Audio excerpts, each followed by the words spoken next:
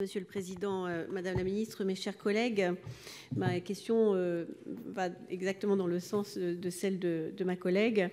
Le vote du 15 janvier dernier prolonge la période d'incertitude ouverte il y a 2 ans lorsque les Britanniques ont voté en faveur du Brexit. Certes, la France se prépare à pallier les situations les plus urgentes si aucune solution n'est trouvée d'ici le 29 mars prochain.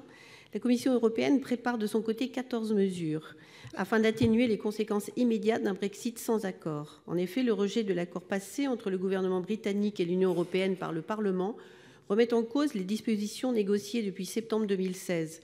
Cela aura entre autres des conséquences sur le statut, les droits et la liberté de circuler des ressortissants français résidant au Royaume-Uni.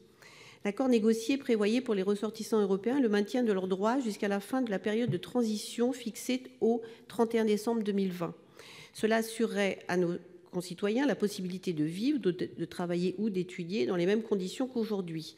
Il leur donnait le droit de continuer à résider au Royaume-Uni à condition de faire la demande d'un statut de résident permanent avant le 30 juin 2021.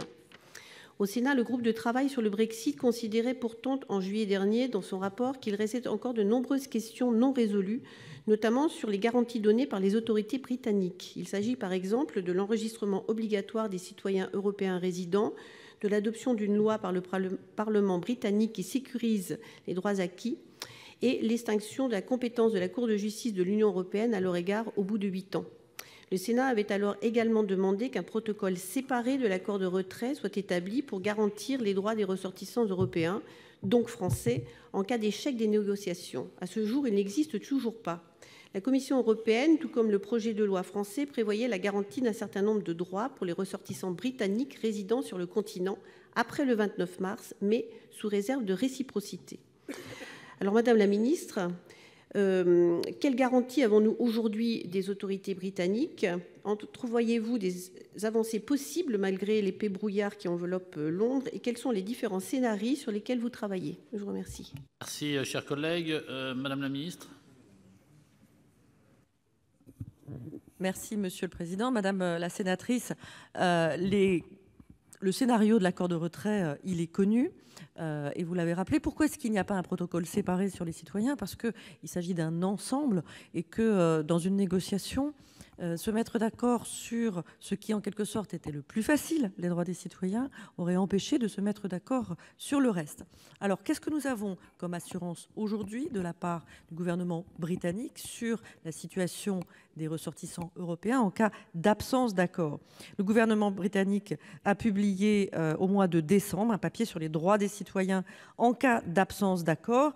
J'en retiens la garantie que les citoyens résidant au Royaume-Uni au 29 mars 2019 pourront rester. Le statut de résident permanent sera mis en œuvre même en cas d'absence d'accord, dans les mêmes conditions qu'en cas d'accord. Les ressortissants présents au 29 mars 2019 auront jusqu'au 31 décembre 2020 pour adresser leur demande. Il sera possible pour eux de quitter le Royaume-Uni pendant 5 ans, puis de revenir pour les personnes qui auront eu le statut de résident permanent. Il y aura une création d'un statut de travailleur frontalier et les citoyens résidents au Royaume-Uni au 29 mars 2019 pourront continuer à bénéficier des prestations sociales dans les mêmes conditions que les citoyens britanniques et leurs qualifications professionnelles continueront à être reconnues. Alors, il y a des éléments qui sont moins favorables que dans l'accord de retrait, par exemple sur le fait de pouvoir être rejoint par sa famille. Ils peuvent être rejoints par les membres de leur famille jusqu'au 29 mars 2022. Et il me semble que cette date est nouvelle si la relation existait au 29 mars 2019. Et il n'y a pas de garantie qu'une carte d'identité européenne suffira à terme pour entrer au Royaume-Uni. Je me rendrai probablement au mois de février au Royaume-Uni, à la fois pour rencontrer la communauté française, comme je l'avais déjà fait en septembre, et pour voir avec les autorités britanniques la confirmation de ces garanties.